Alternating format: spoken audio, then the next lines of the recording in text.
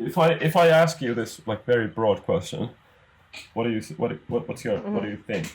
How is Taiwan and Finland different? How do they differ? I think I will definitely somehow try to break it down into like maybe overall daily life, and then the kind of overall society or like family, because I think this is definitely like very big difference, and especially when we talk about in Finland the personal space thing. It's also like a meme here and there, and in Taiwan, I don't know if you have heard of this Jing Fen. So you're like a spiritual Finnish, and the Finnish Worst Nightmare book was also translated into Chinese, and it was quite a buzz in Taiwanese social media community, and I think although it's talking a little bit more on the like Finnish people don't like to talk, or they are super shy and they don't want to meet their neighbors and such, but I think the personal space actually goes beyond the physical personal space, but also how people respect another person's physical personal space and the mental personal space, or like their decision and their life. And I think coming from Taiwan, which is very different, and I personally enjoyed a lot here, because I feel like I don't need to explain my life decisions. And in Taiwan, people really like to, like with the Chinese New Year or the Lunar New Year thing, people ask, when are you getting married? How much do you make? Do you have a house? Do you have a car? And, when are you having kids? And all these super personal questions. And in my opinion, asking these questions are not a problem, because Finnish people or Western people have also asked me this question. But the biggest difference is not they ask this question or not, is how they react to your answer, and if they actually respect your decision. So what my experience was like when Finnish people, or let's say European people, ask me like, hey, so you guys planning to have kids? And I'm like, well, no, not really, not yet.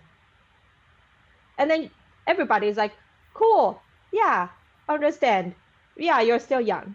But then if it's Taiwanese, then they will start to kind of debate or argue with you, that they're like, oh, why not? And mixed blood baby are so cute, you should have one. And I'm like, well, we should not buy a dog because it's very cute, so maybe we should not produce a baby because it's cute. But the thing is that they do not respect my answer, and they already have an assumption what they think is the right answer. So if my answer doesn't fit their expectation, then there's a problem. So I think this is the biggest difference, that I feel like my personal space or my personal decision is being respected here. And it's not just on this, also, like people here in Finland, they take study break from work, or they want to change career path, or like all these things are usually pretty quite supported in a way that people don't question it. But then in Taiwan, it's really like you have to follow this formula of life, Wait, say again like the the kind of age and what you should be doing. say again in Taiwan you have to follow formula. The connection is bad. Okay. Yeah, so I think in Taiwan that people are expected to follow this formula of life, and if you don't follow it, if you're a little bit different, then you're questioned, and then there is stress.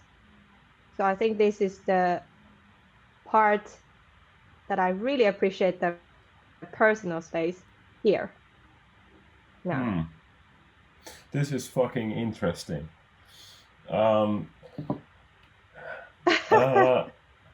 Super interesting. Well, Okay, so that's like 1 point for Finland in your opinion. But how about then? Yeah. How about then things that you really appreciate about Taiwan?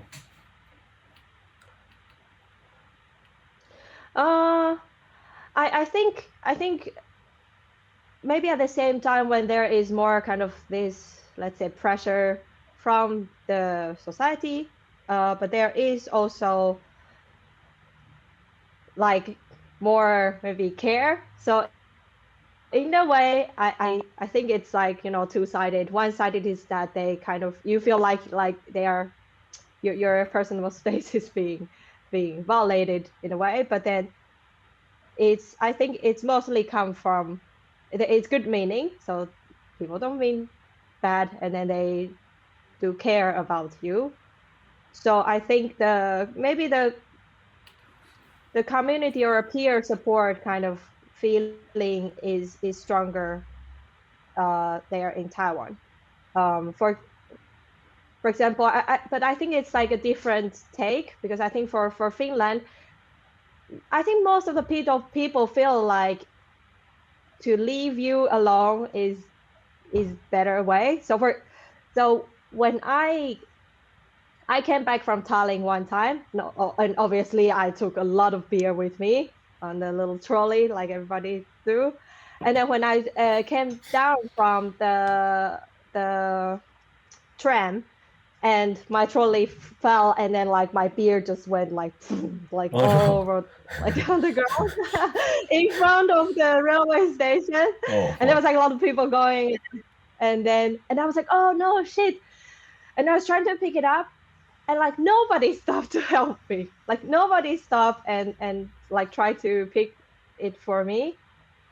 And they just kind of like, they try to ignore me. But then I don't think they are being mean. I think they're trying to, I think for them it's like, she might feel really embarrassed if I help her. So the best way for her to feel better is that we just like pretend we didn't see it, and then we go away.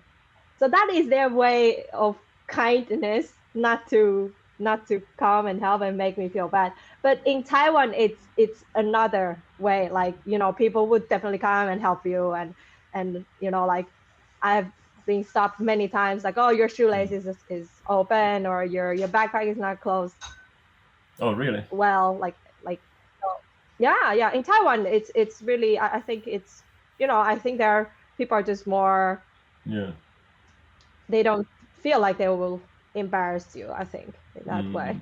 But it was a big shock, because I just moved here like not long ago, and then that happened, and I was like, why?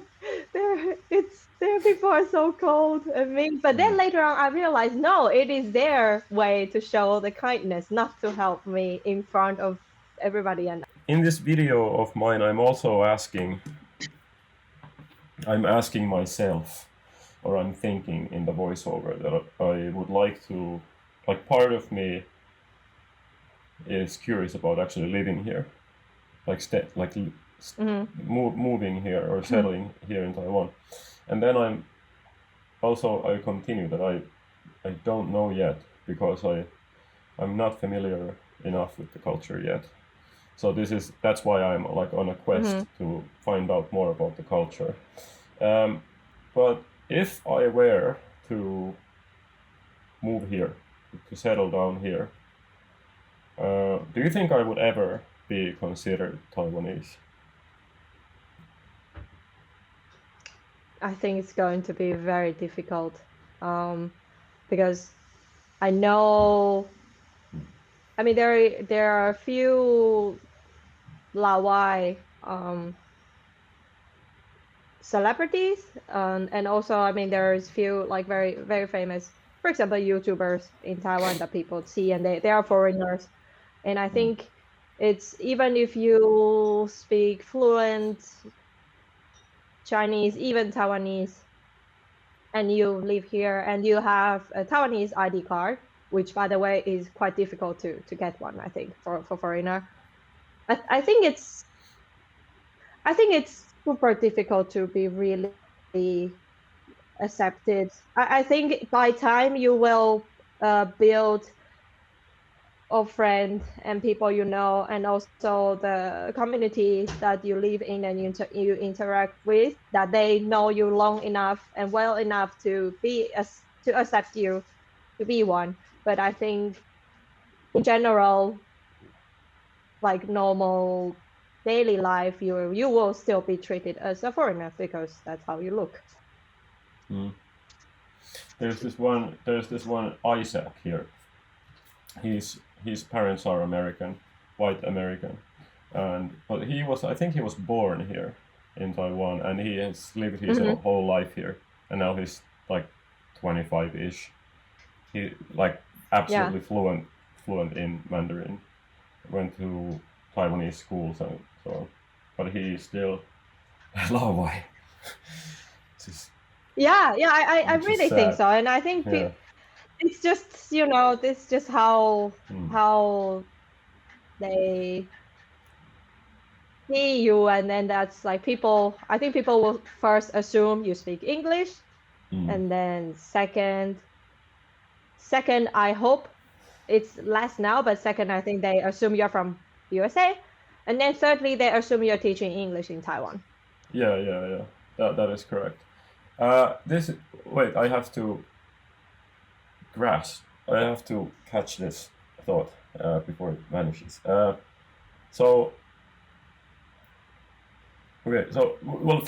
first of all,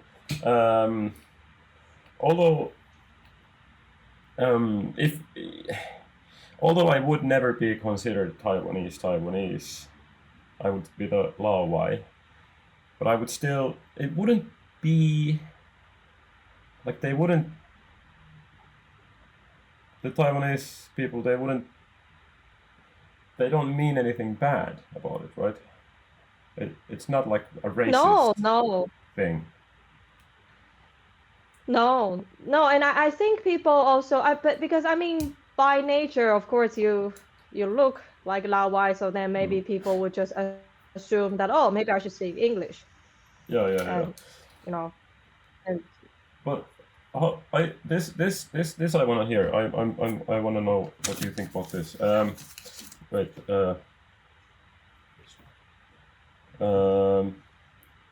So let's talk about who is Taiwanese and who is not. Maybe like United States. In the States, it was like founded by immigrants, right? There is no anybody can become American. That is ingrained in the culture, as far as I know. But then there are countries that are more homogeneous, maybe ethnically, like Japan, for example, is a very homogeneous country. Finland is too, I guess. But anyways, in the States, as long as you like, anybody can become American, I think, and it doesn't have to do with what ethnicity you are, right? What you look like doesn't matter if you want to be. Yeah, maybe not. American. Maybe not anymore. I think so. But how about in Taiwan? What is how is it defined? Who is Taiwanese? In Taiwanese and in Asian culture, how do you define? This is the question. In Asian culture, how do you define we, like us Taiwanese? Wow, this is really interesting because the debate of Taiwan being Taiwan or part of China or Republic or China instead of Taiwan, and I think that is the problem that I think over 90% of Taiwanese people now living in Taiwan originally came from China, and also there is a generational problem because for me, I was born and raised there, so I identify myself as a Taiwanese. But if you ask people who are like my parents' generation, or even longer, like my grandparents, I think the answer will be really different, and that is why there is this conflict between generations when there is the president's election, and there is the problem with our passport saying Republic of China and or Taiwan. So I think it's very hard to say, but I would say mostly my generation are consider ourselves as Taiwanese because our link to the Chinese part is like very little or none. Like I don't have any families there or something. So I think so. And of course the indigenous people, I think they are the true Taiwanese, although I think often they are not even treated as Taiwanese. There was a huge page, 3 pages on Helsinki Sanomat about Taiwanese indigenous Yeah. yesterday or the day before, and the lady I who haven't read it actually yet. was asked, it was really apparently very good according to Yuso, and apparently she was asked for like passport, and like people treat her as an immigrant. Yeah. And she was like, I am originally from here, like 1,000 years ago. Yeah. True. Yeah. Mm. Yeah. So I think if you are born here and you grow up here, and then your families, and you kind of root yourself here, because I cannot kind of trace back and find my root in China. So then I'm Taiwanese. Right. But how about in Asian culture, or this Taiwanese culture in general? Do you think that it's a very inclusive or exclusive culture? I mean, when it comes to like sports teams or any sort of groups or something, I feel like like is it easy to be part of a group, or is it hard? I think so. And of course, it's a little bit depends and limited by your language ability, I would say, and then language ability of the group. So it a little bit depends, I think. But I don't think it's difficult, and I do feel like it's very inclusive in the way that people generally have this feeling of like caring for a lao wai, and want you to somehow like maybe like how to help you to integrate, or like really include you in different things so that you can really get the real local experience in this way, I think. And I think it is different than here in Finland for sure, because I mean I'm here for like 5 years, and I still don't really have like a group of Finnish friends. So, but I have a group of foreign friends who moved here, and I think this Yeah. is very common among foreigners in Finland. Yeah, this is actually a topic that I would like to cover I want to make an entire episode about this, like you Taiwanese people Yeah, in it's really Finland. interesting. That's my plan. Yeah, because like even if you study here in Finnish school, I think at least most of the international student I know, they still hand with, it's like by nature they just still, they are not in the Finnish bubble. That's how we call it. Like in the school, there is always this Finnish bubble that it's super hard to really get in, even if you are like around. I agree.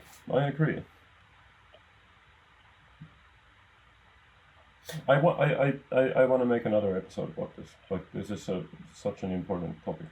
I think I will talk to you more then, and the other Taiwanese. But still coming back to the identity thing and being part of a group. Do you think? Well, this question has to be in the other episode. But do you think that you will ever be Finnish, treated as a Finn?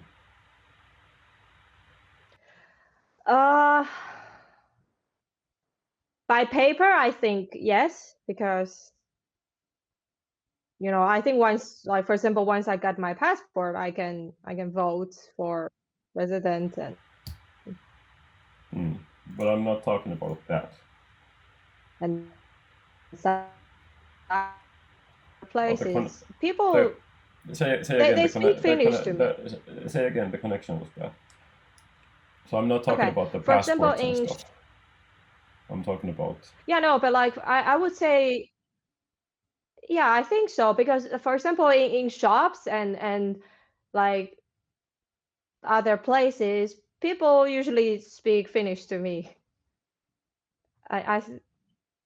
Yeah, and I usually try to continue with Finnish, and then if I can't continue, then I switch to English, and then they switch to English for me. But usually, like 90%, most of the time, they speak Finnish to me straight away.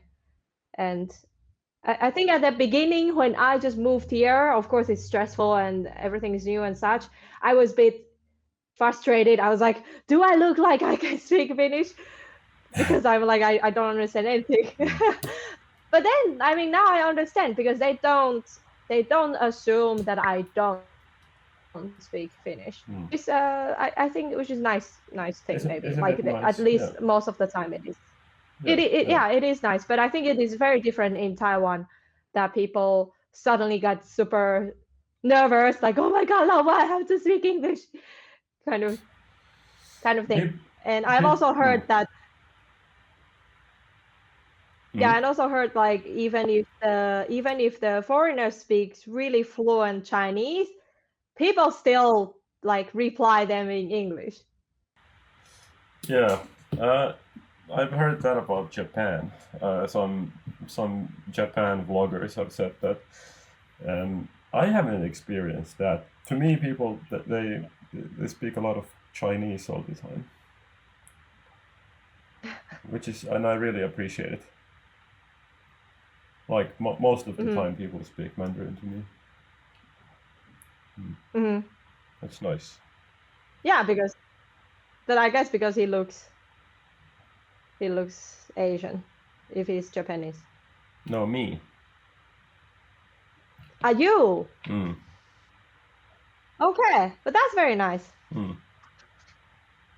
Yeah, but I think in here, that's how I experienced it so far, and most of the time they just speak Finnish to me, and I think that's a nice thing. Yeah. I will talk to you more about that in the following in the later episode. But still, wait. I think I have asked my questions, but let me think.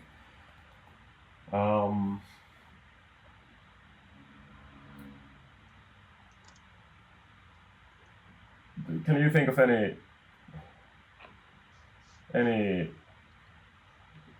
like very big differences or obvious things that are obvious differences between Finland and Taiwan? Yeah, I think we have talked about it, this family relationship, and I think this is very big difference, that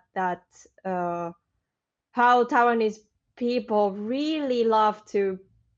I mean, yes, the family culture is very important, and then like people are really tied into that. But I think many time, like most of the time, like Taiwanese people think that being family or being close to your family is being physically close to your family, like live together or like being physically together. But the problem is that they always ignore or miss the part of being actually close by heart and understanding and love.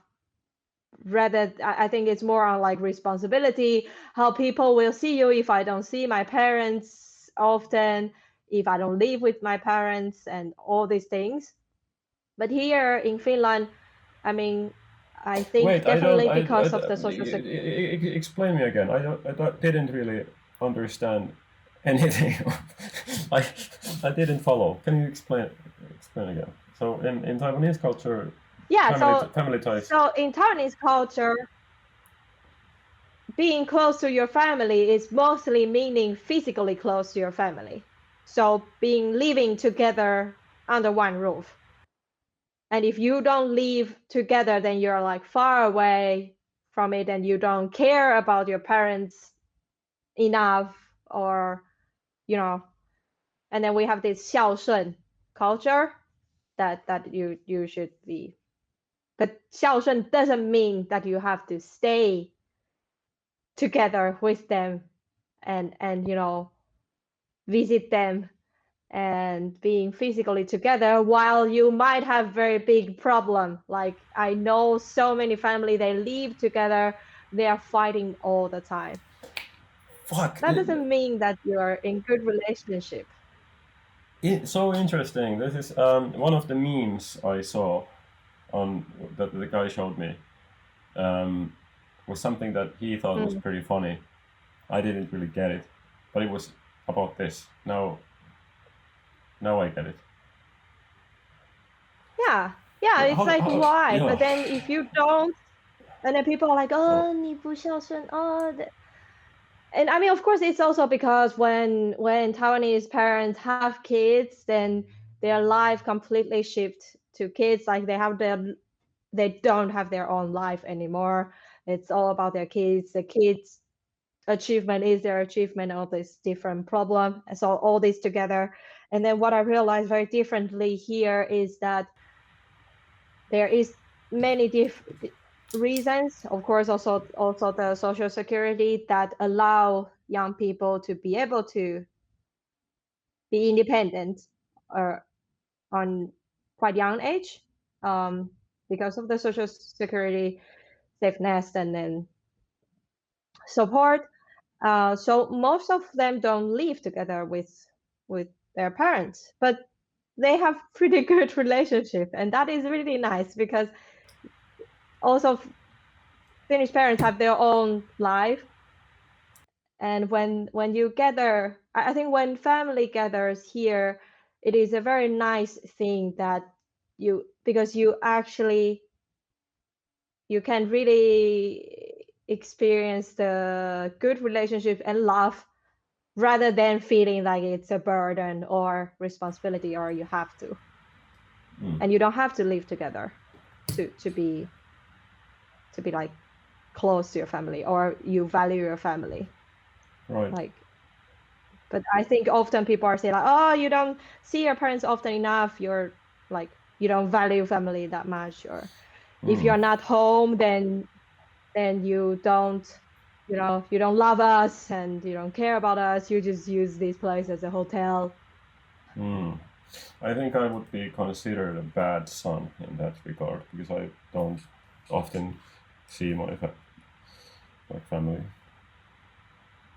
I think most of the, at least most of the Finnish people I know. I mean, even you. So I mean, we simply don't. But like, we send messages, or you know, like to be honest, after I move away from Taiwan, I think I feel like I'm closer to my mom than when I was in Taiwan, living together with her under one roof. How do you explain that? Yeah. Why? Well, of course, there is no argument anymore, like zero, because if you live together, there is all this and that, and And then I think maybe my mom also learned or forced to learn to get her own life back. So I'm not, her life is not just about me. So we we can treat each other and be together like in a nice way rather than like, I'm all she has, and I feel guilty if I cannot fulfill her wish or expectation. And now also, I mean, I grew up and she has somehow accept the fact that I grew up and I move away, because I think as long as I live with her, I will never be, it will be really difficult to treat me as a grown up independent individual.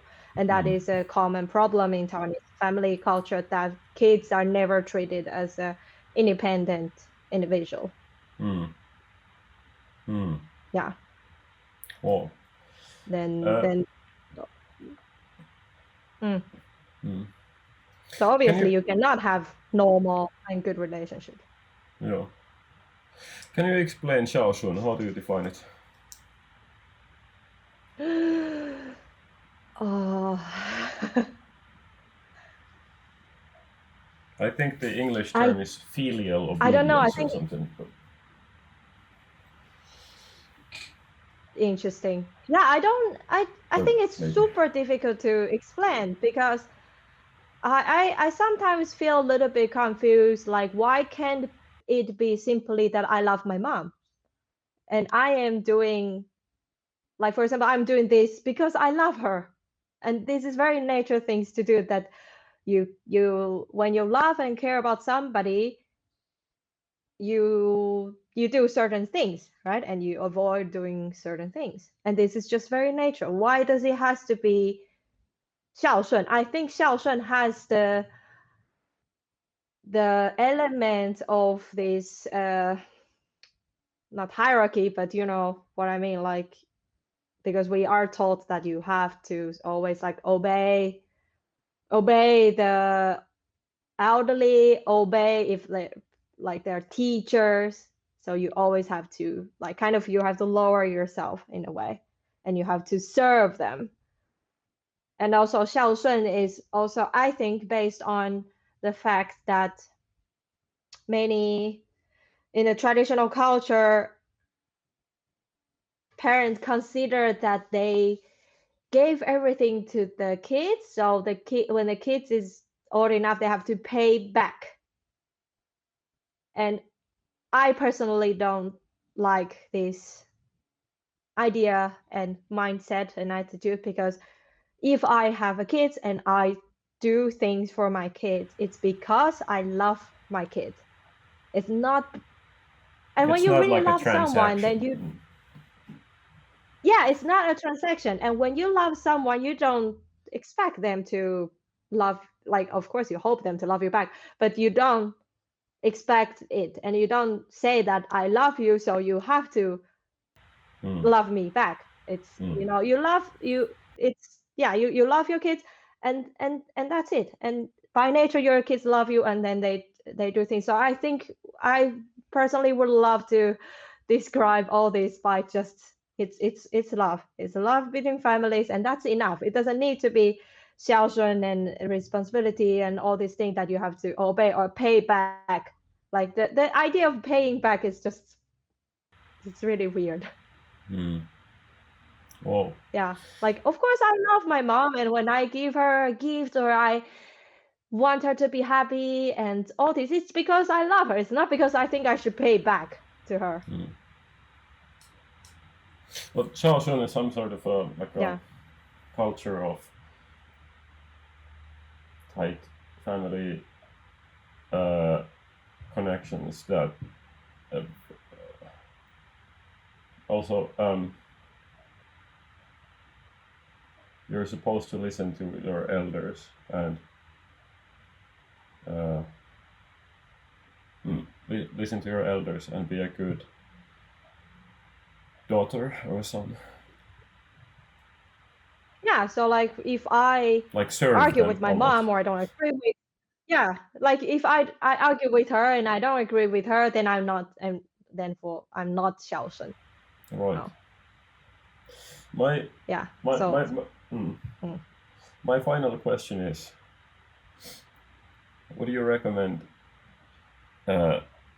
settling down in Taiwan to me?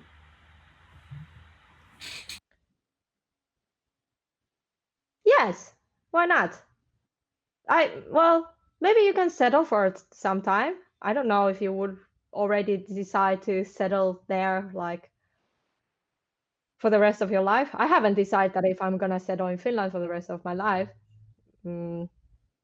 We're still young, but yes, definitely. Why not? I think you would be quite happy there. You think so? Why? I think because, well, first of all, you like the place and you like the most of the stuff, and you are very open-minded. So I guess it's yeah. You need to work on your Chinese more then, I guess. At least not to mix 今天 and 明天.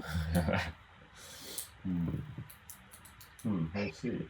Yeah, but I would also recommend somebody to settle in Finland. You know, it's I think these are all very good places. I think I'll especially recommend women to settle down in Finland. Yeah, I think the gender equality here is definitely a lot more advanced, and I enjoyed it a lot. Hey, that's an important thing. Could you? Damn, I feel like this should be another episode altogether too. But can you talk a bit about the gender inequality here? Are you saying that this is not of course, unequal? again, no, it is not. And I mean, again, back to the traditional culture and family, all these things. So if you're women, you are expected to be less. And again, also like this formula thing, you should follow this certain formula. So if you're a woman, then there is a special formula for you. So you should get married at some certain age, you should have kids at some certain age, and you should not work, and you should call your husband's parents mom and dad and treat them like your parents. This is just bullshit, in my opinion.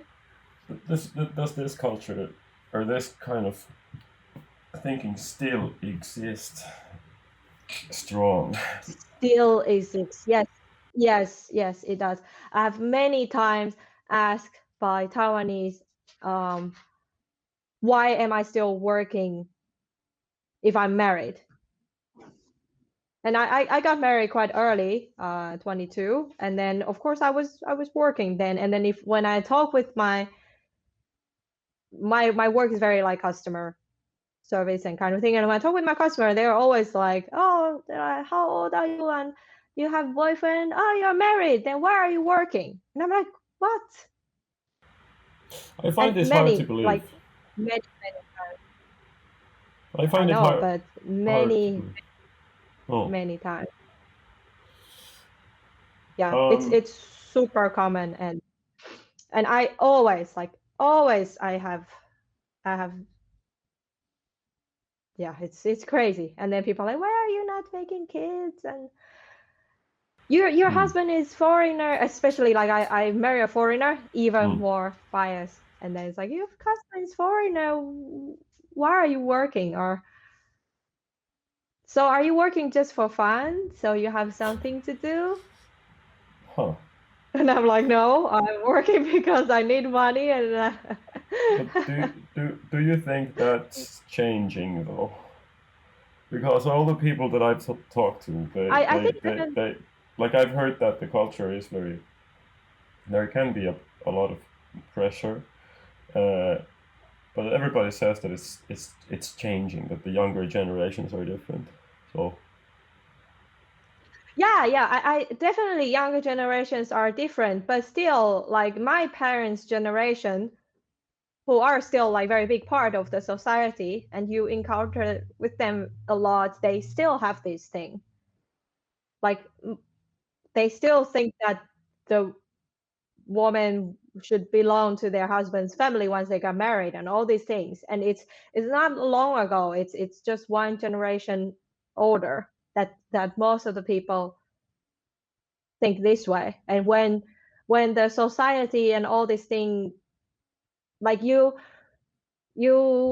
unconsciously got brainwashed in a way, like in Chinese, when you get married, I think like when women get married with a man, it is a different word to use than when men get married to a woman.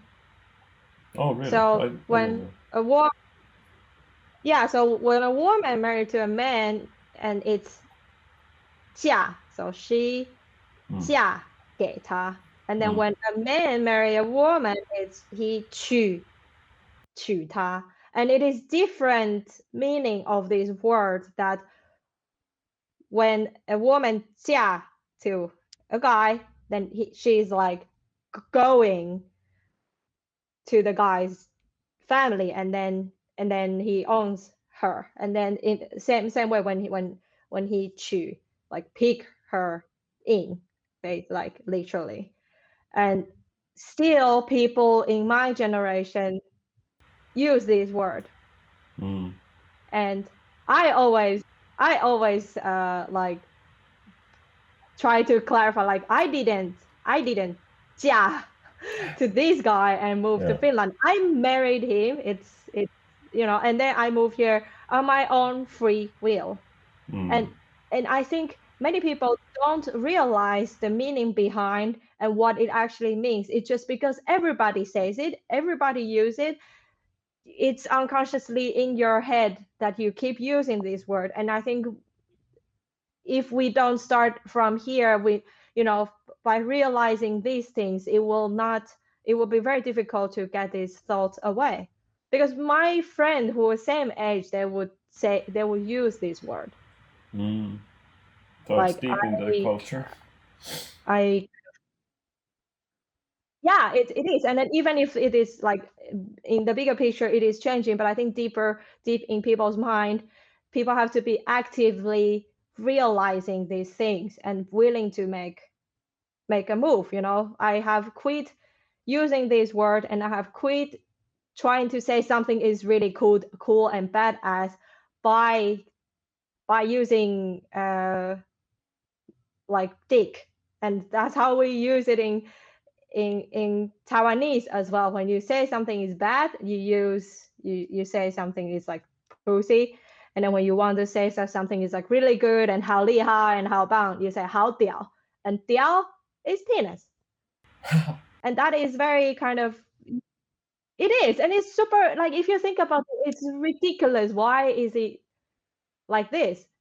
But when people keep using it, it's unconsciously kind of, I would say unconsciously brainwashing everybody, because you keep these women and then you're pampering this man like in your day-to-day life multiple times a day. Right. Yeah.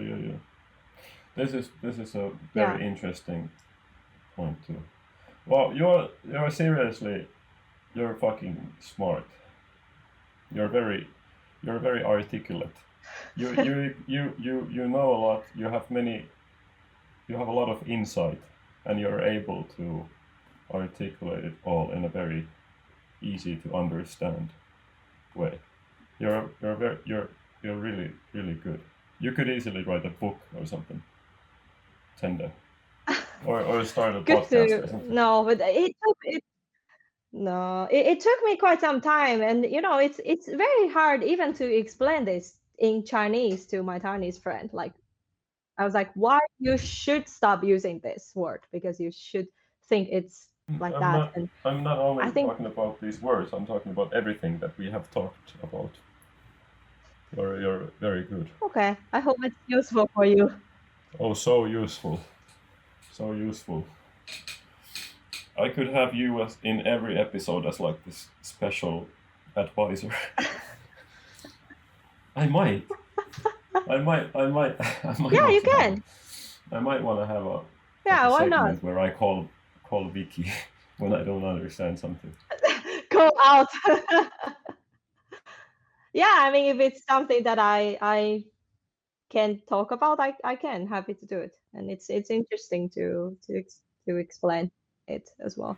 I am thinking of making one episode about learning Chinese, or at least maybe the education culture here, and then in that episode also talk about studying Chinese, but I'm not sure Mhm. how yet. But for that, I would like to talk to you again. Yeah, sure. That's all I need. That's 59 minutes.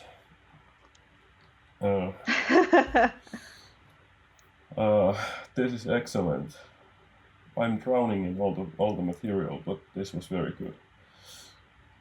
What are you doing later wait, today? can It's you already a little bit late. one more thing? Can you introduce yourself somehow? Who are you? How long? Yeah, can you introduce yourself? What's your name? Where are you from? Where are you living now? For how long? What do you do?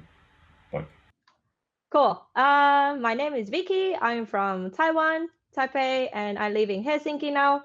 I've been living in Finland for almost 5 years soon, and I'm working here as a event and program manager at a nonprofit organization. That's good. okay. Thank you so Cool. much for your time and these answers. This was problem. great. And bomb. That's good to know. Yeah. See you on Cool. Wednesday Well, then. see you on Wednesday, and let me know. Yeah, let me know if you need other help. Cool. All right. Bye bye. Have a nice day. Bye. Bye. You too.